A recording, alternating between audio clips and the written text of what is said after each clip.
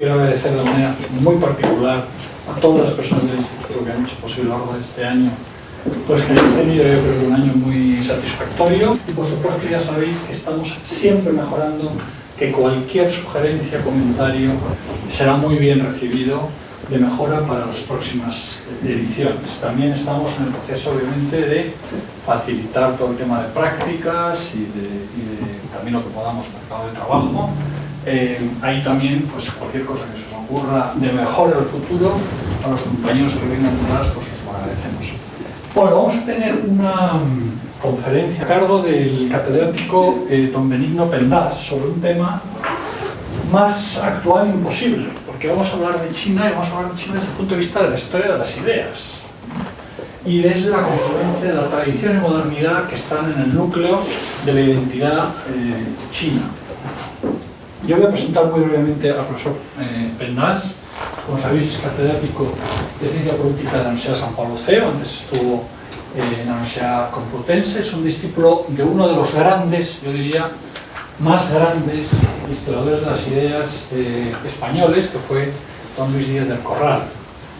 Y Benigno Pendas, además de sus intereses académicos, que están sobre todo en el campo de la teoría política, de la historia de las ideas, del derecho constitucional, él es letrado de las Cortes Generales, fue jefe de la Asesoría Jurídica del Senado, pero además tiene una vertiente cultural, de intelectual, interesado por todo lo que ocurre, en particular relacionado con la historia de las ideas, la teoría política, como os decía, y también una vinculación con el servicio al bien común, cosa generalmente muy de agradecer, ¿no? Ha sido director general de Bellas Artes, ha sido director del Centro de Estudios Políticos y Constitucionales, ha sido miembro de los patronatos del Museo del Prado, Reina Sofía, si no me equivoco, y además conferenciante habitual, articulista, famosas terceras de ABC, editorialista, en fin, una persona con muchas, veis, con muchas dimensiones. Sin más, le cedo la palabra al profesor Pendas. Efectivamente, los años hacen que la trayectoria vaya creciendo y que uno haya dedicado su esfuerzo intelectual y su vida profesional a múltiples actividades. Yo quiero, por supuesto, agradecer al Real Instituto de Estudios Europeos la invitación.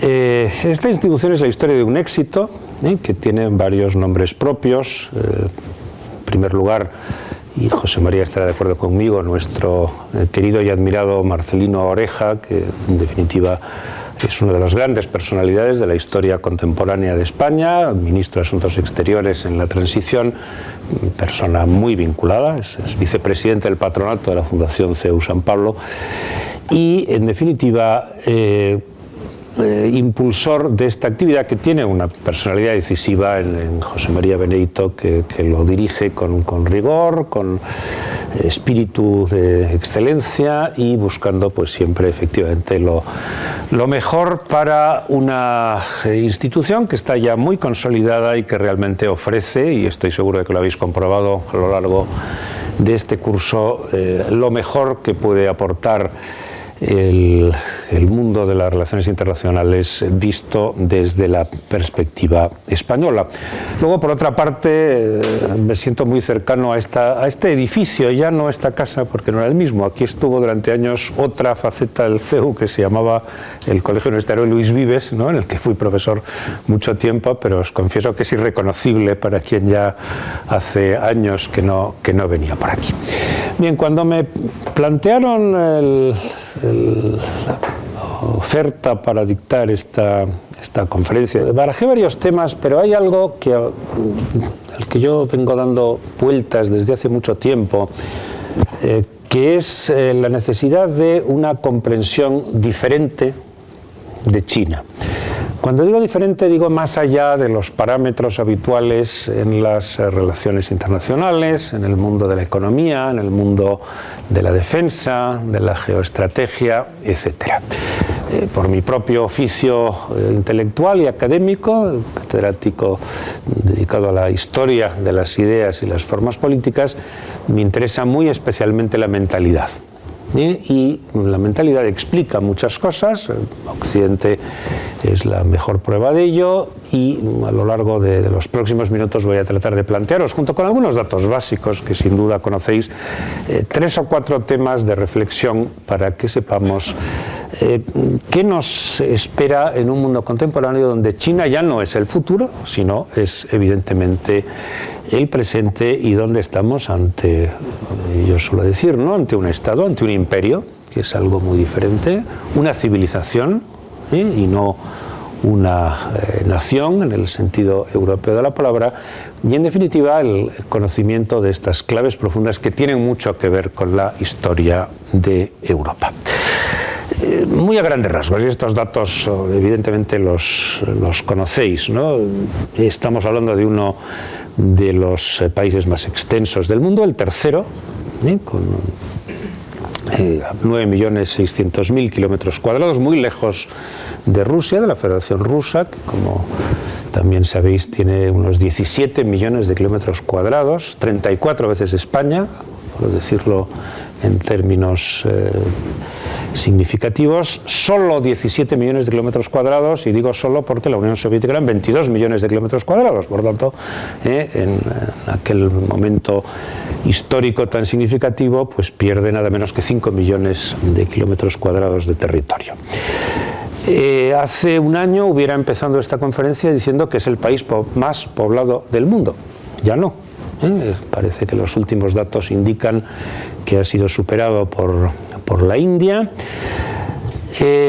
Esto prueba, entre otras cosas que iré diciendo a lo largo de la conferencia, que los científicos sociales somos malos profetas. Es decir, los mejores demógrafos, los más rigurosos, tienen escrito desde hace años que aproximadamente en 2050 la India superaría a China como el país más poblado del mundo. Bueno, pues 2050 se ha anticipado en un cuarto de siglo. Unos 1.400 millones de habitantes, frenados en buena medida por la política de un solo hijo, que después se amplió y se abrió, pero que naturalmente pues configuran una potencia en términos estrictamente demográficos, que en el estudio de las relaciones internacionales, como sabéis, pues es una de las primeras cuestiones que hay que tener presentes, ¿no? Recordad que si hablamos de la India y de China, aproximadamente en estas cifras el tercero queda lejísimos, es Estados Unidos, con unos 320 y tantos, 330 millones. Yendo más hacia nuestro tema, una historia muy larga, muy brillante, con una alta conciencia de sí mismo, ¿no? Las dinastías imperiales, la idea de China como el imperio del centro, que nos sitúa a los demás en la periferia. Todas las grandes civilizaciones tienden a ser considerarse a sí mismas, ¿no?, como el núcleo de la humanidad. El eurocentrismo es una de las grandes líneas ideológicas de la Europa, sobre todo del 19 y del 20. Nos cuesta a los europeos darnos cuenta de que con toda probabilidad ya no somos el centro del mundo, al menos en determinados aspectos. En el caso de China también la idea del aislamiento, la gran muralla, hay pocas cosas en el mundo tan impactantes como visitar la gran muralla china.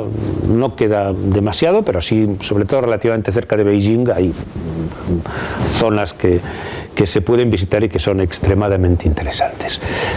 Europa quedaba lejos, lejísimos, salvo pues para el mítico Marco Polo, un comerciante, un mercader veneciano, que dejó unas memorias extremadamente interesantes, según los estudiosos más sólidos, pues a veces un poco creativas, un poco imaginativas. Van apareciendo los primeros misioneros, sobre todo jesuitas, van dejando puntos de conexión con el mundo chino, portugueses, también españoles.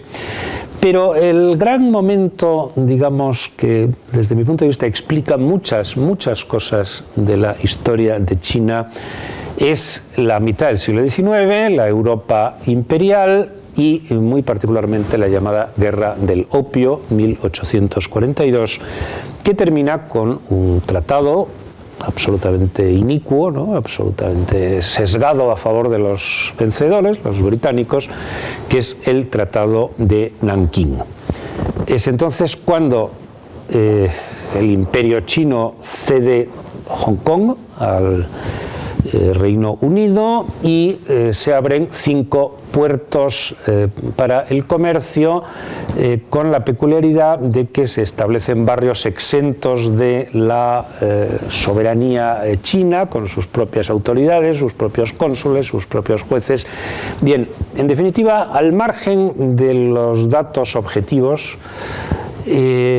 las cuestiones en la historia tienen mucho que ver con cómo se perciben. China ha percibido siempre esa guerra del opio y el tratado posterior como una gran humillación. El imperio del centro, el emperador magnificado, cuasi divinizado, el mundo de los mandarines letrados, administradores magníficos, con un despotismo suave o benévolo. Luego hablaremos de Montesquieu y de otros europeos que hablarán de China. Bueno, pues se ve su fragilidad, es derrotado con toda facilidad pues por algunos buques de guerra británicos, y eso se siente como una inmensa humillación. Desde mi punto de vista, en el fondo de la mentalidad de las élites chinas está la idea de esto no va a volver a ocurrir. Vamos a ser una gran potencia, o vamos a volver a ser una gran potencia, porque nadie más nos va a humillar como ocurrió en pleno siglo XIX.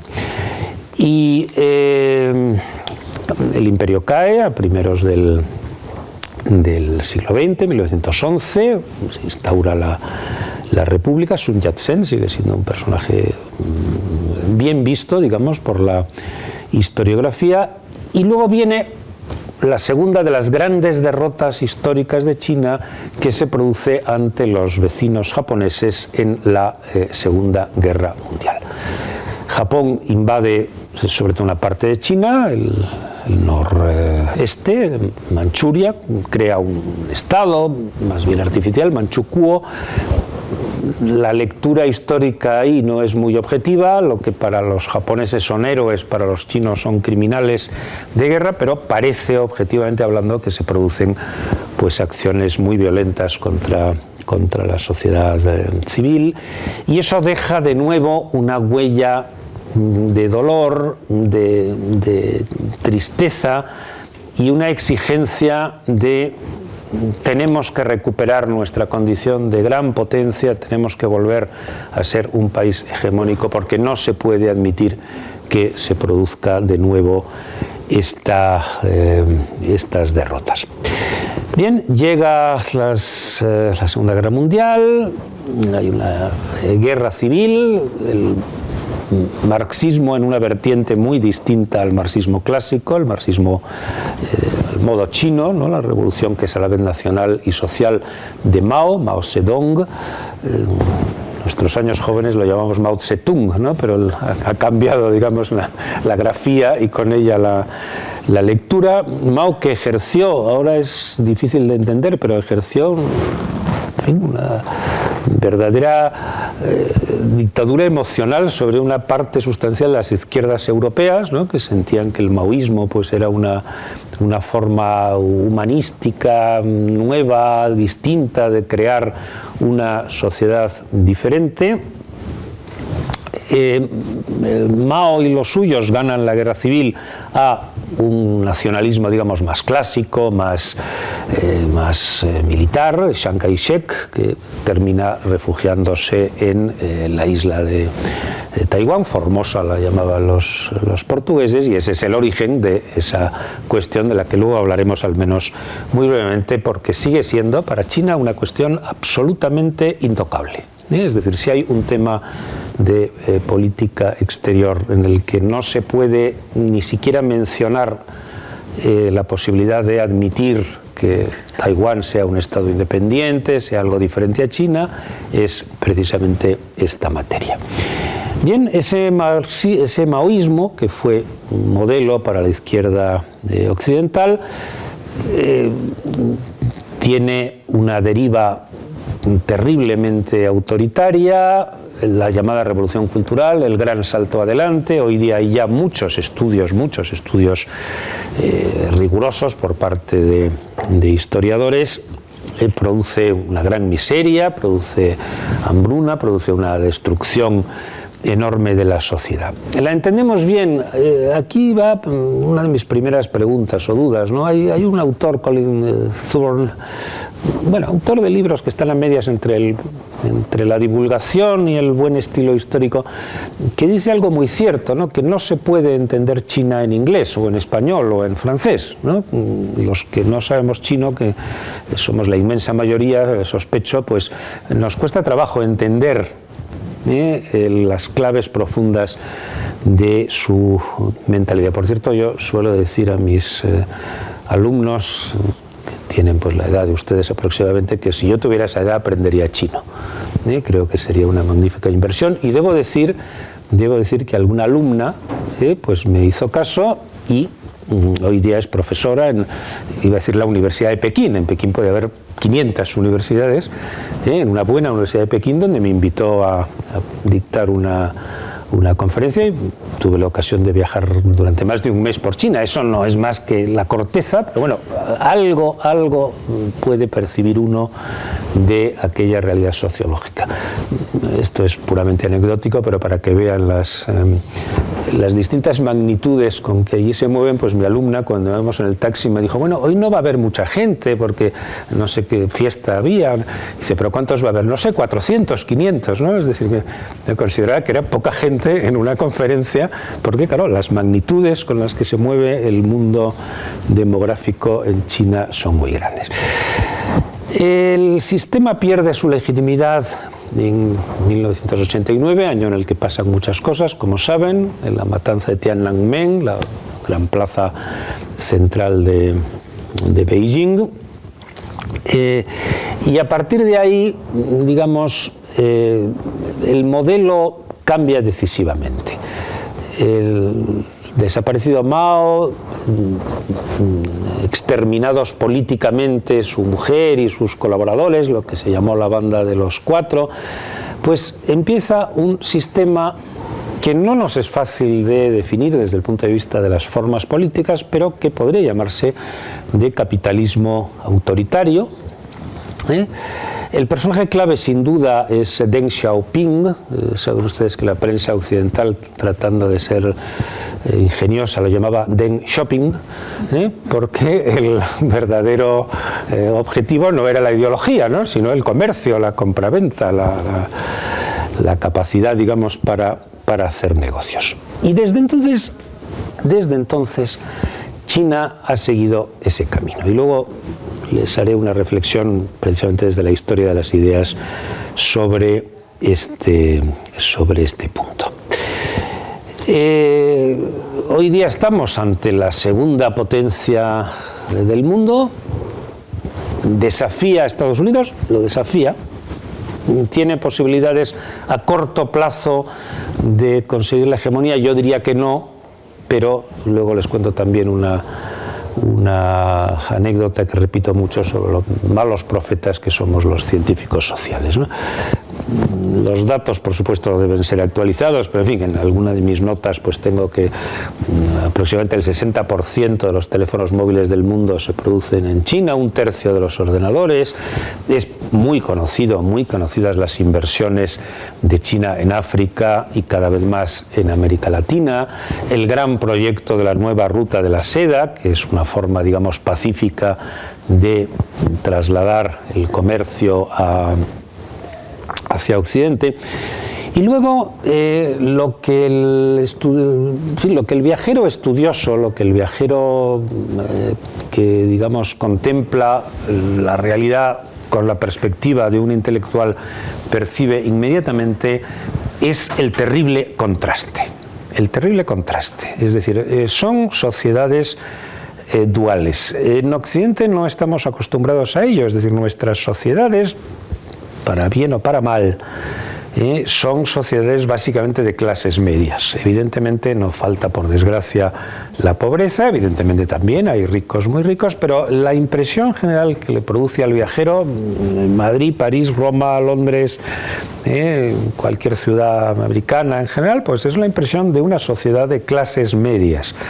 La impresión que produce determinados países China, entre ellos, es una sociedad de terribles contrastes. Es decir, el marco brillante de China es espectacular, impresionante. Yo estuve en ese viaje que les decía y luego en otra ocasión con algún pretexto similar al de los Juegos Olímpicos de Pekín en 2008, ¿no? Entonces, los estadios. El skyline de Shanghái es espectacular, abrumador, incomparablemente más impresionante que Nueva York o que Chicago y por supuesto que los que tenemos en Europa. Los que allí se podrían llamar aves, ¿no? Los trenes de alta velocidad, las obras hidráulicas, la carrera espacial. China ha empezado a jugar con la carrera espacial, es decir, todo esto forma parte del soft power, ¿no? En definitiva, forma parte de una imagen inmensa de modernidad. Pero eso produce una sensación de contraste absoluto con la miseria que es perfectamente perceptible en la mitad de las grandes ciudades. Y hay datos, desde luego, de las organizaciones internacionales, hay millones de personas que viven con unos céntimos al año. Yo, mi experiencia dice, vamos, que la posibilidad de entregarle a un mendigo o a unos niños, pues un euro, bueno, podías verte rodeado por 300 personas, pues esperando recibirlo. La imagen de habitaciones no mucho más grandes que esta y, por supuesto, en un estado de terrible deterioro, donde vivían miles y miles de personas en barrios que además, sobre todo en la capital, en Pekín, como decimos en español, ¿no? La piqueta se va cargando permanentemente para construir nuevos y nuevos y nuevos rascacielos. Es decir, es una sociedad completamente dual. Hipercapitalismo, hiperautoritarismo. Hay una imagen que seguro que todos ustedes han visto alguna vez, porque se reproduce todos los años, del Palacio del Pueblo, que es, digamos, la sede del Parlamento. Parlamento que creo saber que solo se reúne esa vez al año, donde hay 2.270 diputados que ocupan una gran sala bajo el símbolo de la hoz y el martillo, que se sigue manteniendo, y presididos pues por lo que todavía se llama el Politburó, ¿no? El viejo sistema soviético, que son 7, a veces 9 grandes líderes, por supuesto impenetrables, absolutamente inaccesibles, y que reciben pues unos aplausos frenéticos, ¿no? Por parte de los miembros del Parlamento. Tengo aquí algún dato que les puede resultar curioso. Xi Jinping, el actual presidente, que ha reforzado todavía más el poder autoritario del jefe máximo, fue elegido por primera vez después de la reforma constitucional de 2018, se reeligió presidente para un nuevo mandato, forzando la Constitución, porque no se podía reelegir, se cambió la Constitución a propósito. Bueno, el señor Xi, saben ustedes que el apellido en China es el primer nombre que nos encontramos, es decir, Mao es el apellido. Tuvo todos los votos a favor, 0 en contra, 0 abstenciones. El vicepresidente, fiel colaborador suyo, sufrió una terrible desgracia, tuvo un voto en contra sobre el total del Parlamento, y sobre eso hay cientos de datos. Vamos a hablar, para ir un poco ya entrando en la parte nuclear de la conferencia, precisamente sobre historia de las ideas. No se puede entender China sin un personaje, a medias mítico, a medias histórico, Confucio, decimos en Occidente, que propone algo que no es tanto una religión como una ética, una forma de vida, una forma de entender el mundo, benevolencia, colaboración, espíritu participativo. No hay grandes misterios, digamos, teológicos en el confucianismo, pero sí una forma de vida, y una forma de vida interesante, que podría tener algún parecido con la de los estoicos en la historia del pensamiento occidental, que fue muy del gusto también en Europa de los filósofos de la Ilustración del siglo XVIII. Hay páginas, antes lo citaba, de Montesquieu, de Voltaire, muy positivas, sobre la imagen del filósofo chino, que era persona siempre bondadosa, positiva, dispuesta a colaborar, dispuesta a ayudar.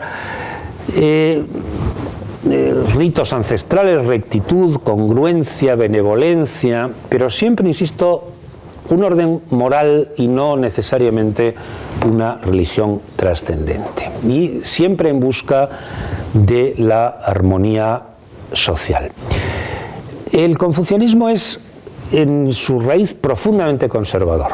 La idea nuclear de Confucio es: transmito lo que he aprendido de mis antepasados, no innovo, no cambio, no genero novedades.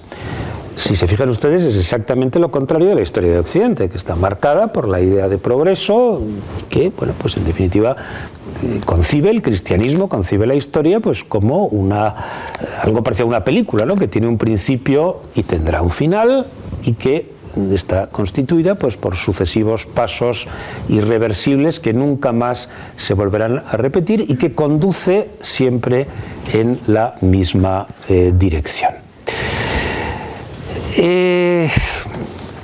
Sobre esa base nos encontramos con un choque cultural muy potente, muy potente. Es decir, la China que está acostumbrada a esa mentalidad, cuyos jóvenes son educados, por otra parte, con un rigor, con una exquisitez, con un sentido del patriotismo y de la honorabilidad enorme, tropieza con una mentalidad occidental que tiene indudables virtudes, pero que también tiene pues ciertos defectos, digamos, de un deseo de hacer las cosas pronto, rápido, y como sea, sin pensar, sin hablar. Yo, los profesores chinos con los que he tenido la oportunidad de hablar, insisto, por desgracia no en su lengua, siempre les parece que los occidentales vamos demasiado rápido en todo, ¿no? Hay que pensar con calma las cosas, ¿no? De hecho, la posición dominante en las relaciones internacionales que ellos mantienen se llama ascenso pacífico, es decir, China va creciendo, va mejorando,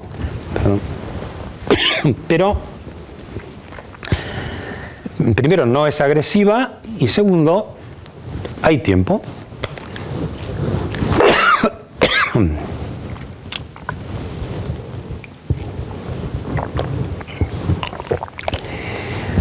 Bien, ese es un poco el choque de mentalidades. Se lo voy a ejemplificar con 2 o 3 temas que me parece que son muy interesantes.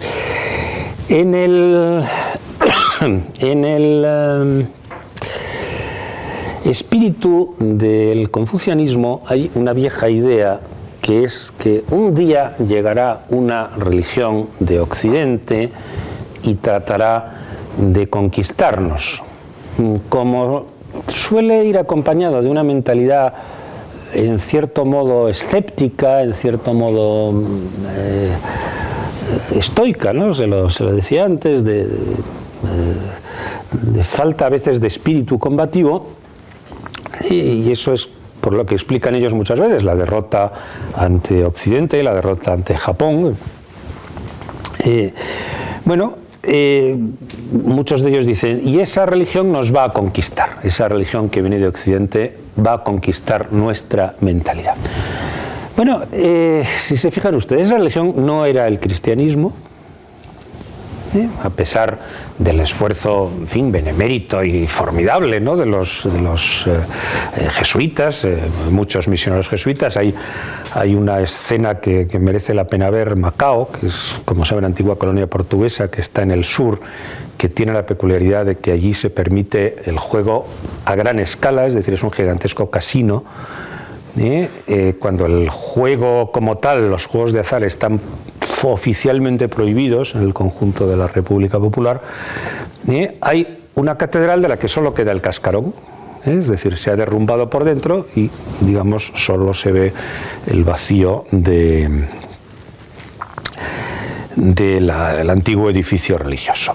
No era el cristianismo, tampoco era el marxismo, a pesar de Mao, a pesar de la adaptación del marxismo a la mentalidad china.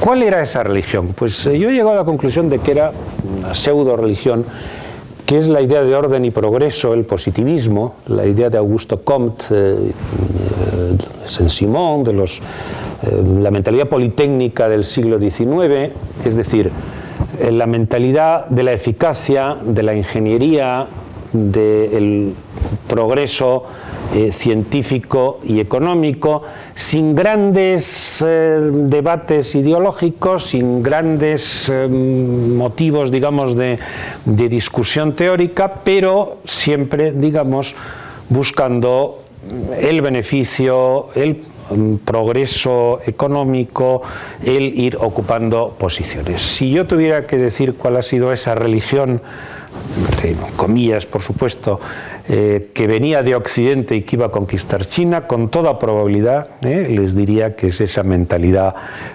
politécnica, ¿no?, de la Francia, Inglaterra, de la Revolución Industrial del XIX, y que tiene su mejor expresión en la obra del fundador de la sociología, Augusto Comte. ¿Y cuál es la mentalidad de los chinos actuales? Vamos a ver, cuidado, que esto es muy importante. Antes decía, es una sociedad dual.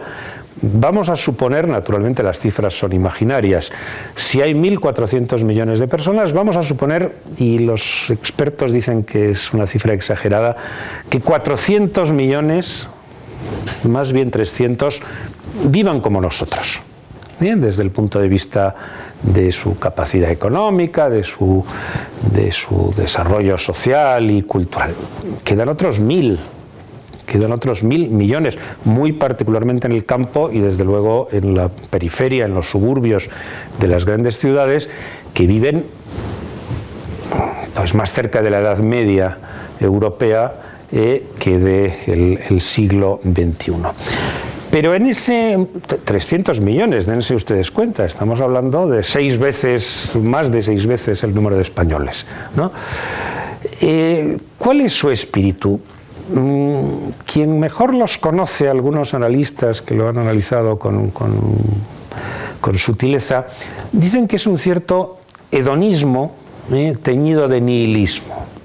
Es decir, queremos vivir bien, merecemos vivir bien, hemos vivido siglos en una pobreza que no nos corresponde, tenemos grandes proyectos tecnológicos, grandes empresas, grandes cosas que ofrecer a la humanidad, pero eso no va acompañado de una creencia adicional. No quieren extender a Confucio ni al modelo teórico, ni siquiera la grandeza histórica de China. Es decir, hay un punto de nihilismo, ¿no?, de quiero vivir bien, no me pregunte usted más. ¿Por qué quiero vivir bien? Porque cualquier ser humano prefiere pues tener una renta, en fin, per cápita anual de $30.000 que de 10.000, pues porque se está mucho mejor.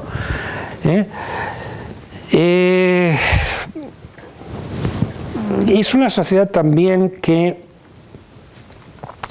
tiene una relación confusa con lo que pudiéramos llamar la verdad objetiva de los hechos.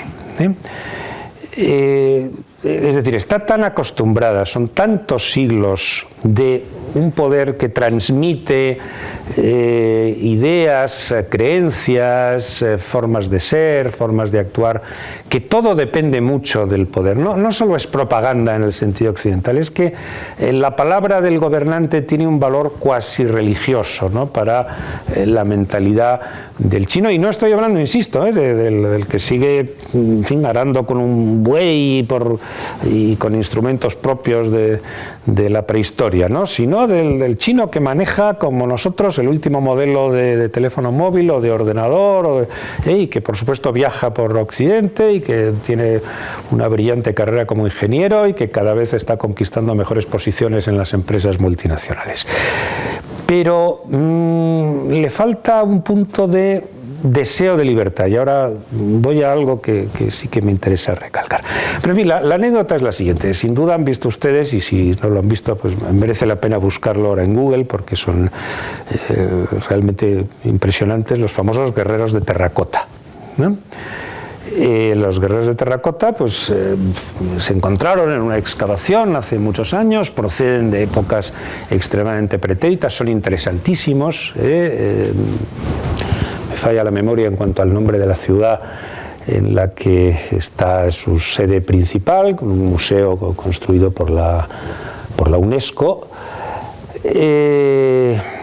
Hay varios miles, están puestos en fila, en fin, insisto, es algo que merece la pena ver. Bueno, periódicamente, no digo que todos los años, pero de vez en cuando, en Occidente, por supuesto Madrid incluido, pues anuncian una exposición con los guerreros de Xi'an.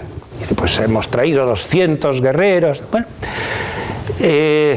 yo le comenté a la guía, simpática, inteligente, en fin, una persona realmente interesante. Pues estos guerreros, en fin, algunos de ellos los hemos visto en Madrid y en París. Entonces la respuesta fue con una sonrisa irónica, diciendo, no, imposible, está prohibido que salgan. Entonces fíjense ustedes, alguien engaña.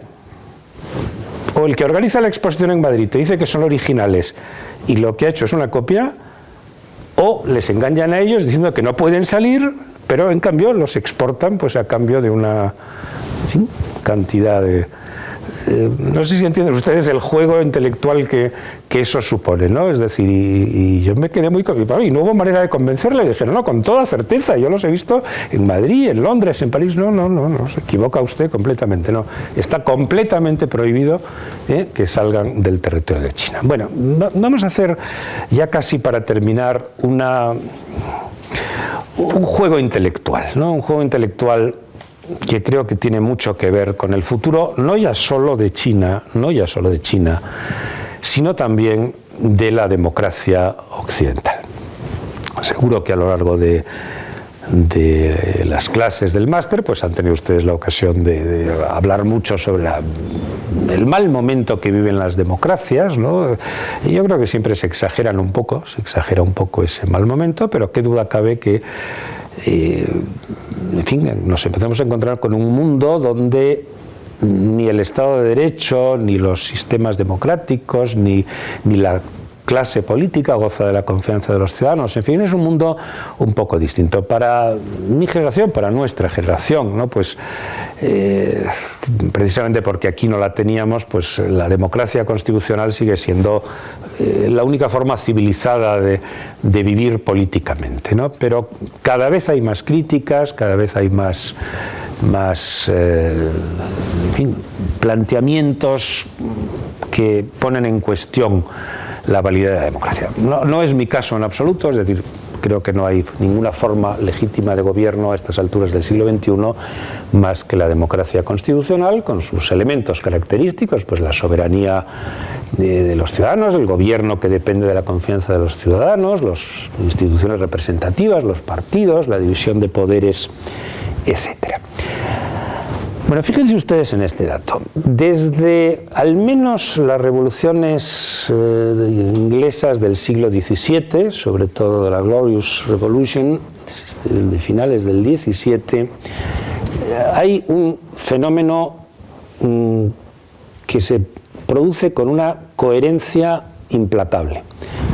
En cuanto una sociedad empieza a prosperar, genera comercio, por tanto, pues apertura incluso a otros países, etcétera, clases medias, sociedad abierta, etcétera, más temprano que tarde empieza a exigir libertades y democracia. Y es decir, no es extraño que la llamada Revolución Gloriosa pues se produzca en el país más avanzado desde el punto de vista preindustrial todavía, pero ya claramente del capitalismo comercial en el siglo XVII.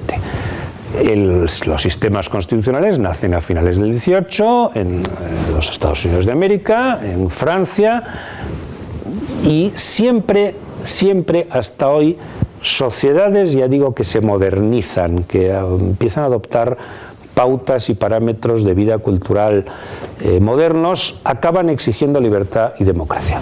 El caso de España es patente, es decir, la transición española se produce porque la sociedad española, en la muerte del general Franco en el 75, pues era ya una sociedad bastante moderna, muy cercana a los parámetros del resto de Europa y que por tanto pues toleraba mal un modelo de dictadura y buscaba pues un sistema político con sus ventajas y sus inconvenientes, pero igual de bueno o igual de malo que el resto de las democracias europeas. Bueno, pues mi pregunta es la siguiente. Vamos a Shanghái, ¿no? Shanghái, saben ustedes que es la segunda ciudad en importancia, creo que la más poblada, desde luego la primera desde el punto de vista comercial, industrial, rival de Beijing, ¿no? Solo debe tener 25 millones de habitantes y probablemente pues con un crecimiento al alza en los próximos años. Shanghái es otro de esos lugares maravillosos. Antes les mencionaba el skyline, ¿no? la imagen de los rascacielos, como decimos en español, que es imponente. Hay un viejo barrio colonial que se llama The Bund, un brazo del río enorme, pero bueno, que se atraviesa en unos ferries y que además tiene una especie de metro subterráneo por debajo del mar, y se llega al barrio financiero que se llama Pudong. En Pudong ya digo que los rascacielos son absolutamente impresionantes y además van creciendo y además pues todos los días se hace alguno nuevo. Imaginemos a un joven ejecutivo, para no ir más lejos, nos imaginamos a cualquiera de ustedes, ahora o dentro de unos pocos años. Pues experto en relaciones internacionales, o ingeniero, o auditor, o analista financiero, que toma el moderno tren suburbano bajo el río, camino de la oficina. Vive exactamente como sus iguales en Nueva York, o en Londres, o en Madrid, comparte pues los mismos valores postmaterialistas, incluso, por lo que les decía antes, agudizados. Por supuesto tiene los mejores artilugios electrónicos, el último modelo de ordenador o de teléfono móvil. Le gustan las barbacoas, le gusta la Fórmula 1, le gusta, en fin, todas estas formas de ocio y entretenimiento que son propias. Ve las series de moda en Netflix y en fin, en definitiva vive exactamente igual que una persona equivalente en una ciudad europea o americana. Bueno, mi gran pregunta es, ¿piensa lo mismo que ellos? Es decir, ¿llegará un día en que tenga interés por votar en unas elecciones políticas? Es decir, ¿dirá un día este joven, chico, chica, que va a la oficina en esas condiciones de modernidad y además de todo esto quiero votar, quiero que haya un sistema con partidos políticos, quiero que haya un sistema plural, quiero que haya elecciones libres, quiero que poder manifestar mi opinión sobre muy diversos temas? Eso sería lo que hasta ahora hemos vivido desde la Revolución Gloriosa en Inglaterra. O bien, opción B, no me interesa nada eso de la política, los parlamentos, los partidos. Quiero vivir bien, quiero seguir ganando dinero, quiero viajar, quiero prosperar, quiero tener una buena casa, quiero tener oportunidades de trabajo. Y la política, pues mire usted, tenemos al Partido Comunista, que solo tiene, subrayo solo una vez más, unos 90 millones de afiliados, bueno, que organice la vida cotidiana, que garantice el orden, que garantice la prosperidad, en definitiva, que juegue con, digamos, estas pautas variables, pero que a nosotros no nos interesan. Bueno, pues yo me atrevería a decir que el futuro de las democracias depende de esa decisión de estos jóvenes chinos, ¿no? ¿Qué van a decidir? Insisto en que los científicos sociales somos pésimos profetas. Les importa desde luego mucho más el nacionalismo, es decir, el tema Taiwán, sin lugar a dudas. El Tíbet es una región remota, apartada. Yo no lo he hecho, me encantaría hacerlo. Hay el que llaman tren de las nubes, es un tren de alta velocidad que va a 300 kilómetros por hora desde Cantón, me parece, hasta Lhasa, que creo que es la capital del Tíbet, que, en fin, tarda unas cuantas horas.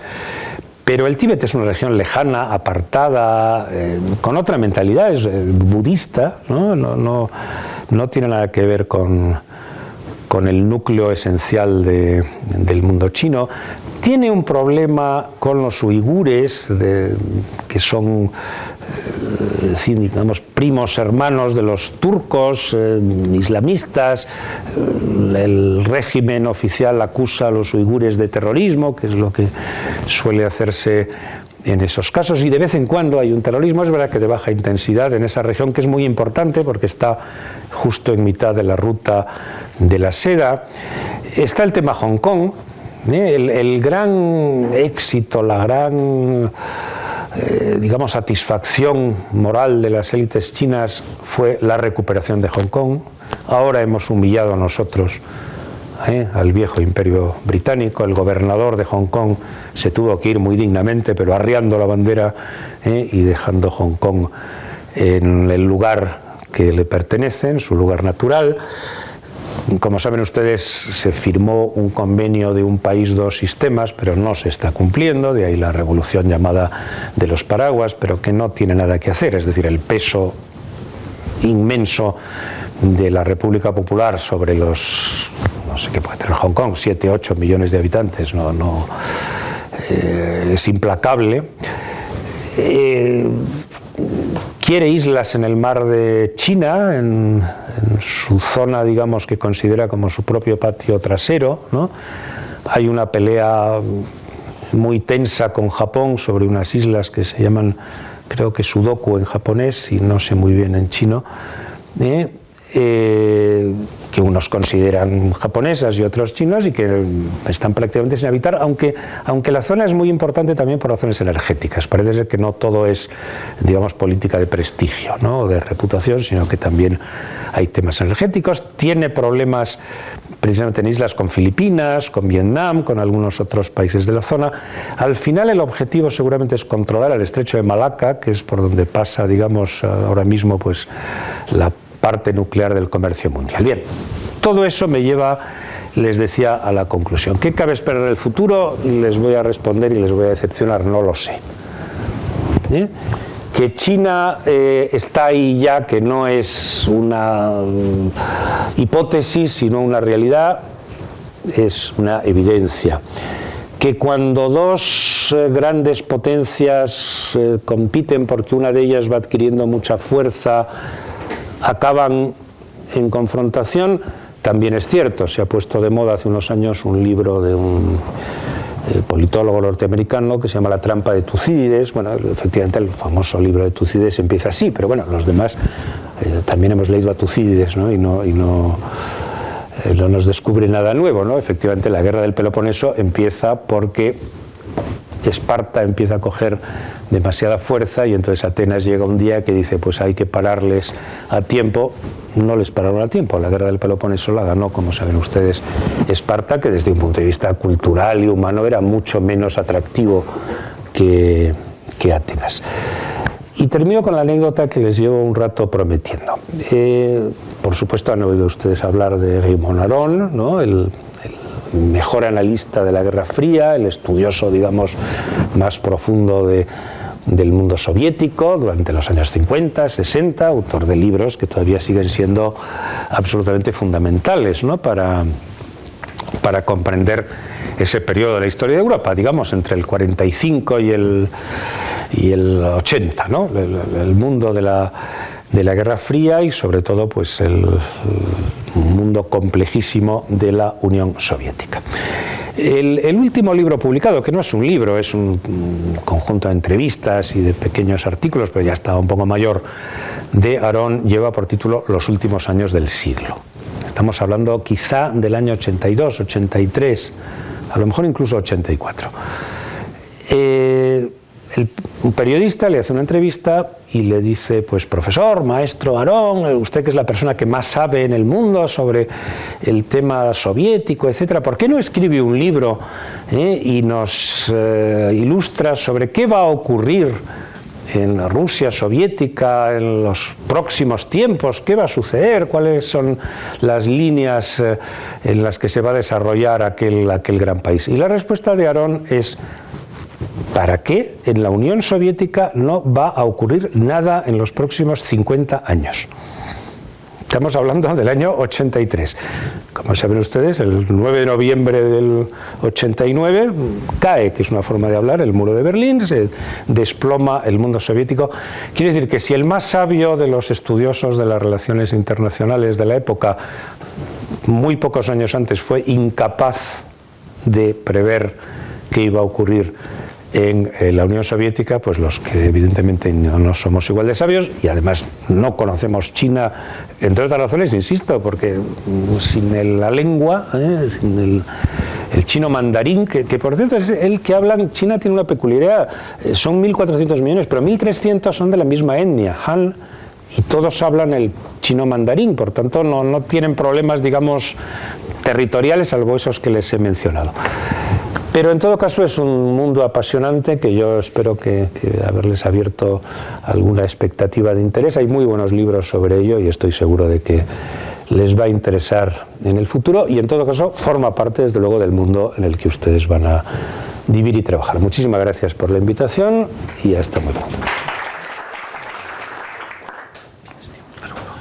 Sí, venga, 10 minutos. Tenemos tiempo para un par de preguntas, si os parece, si os interesa tomar alguna de las cosas que ha estado comentando sobre los demás.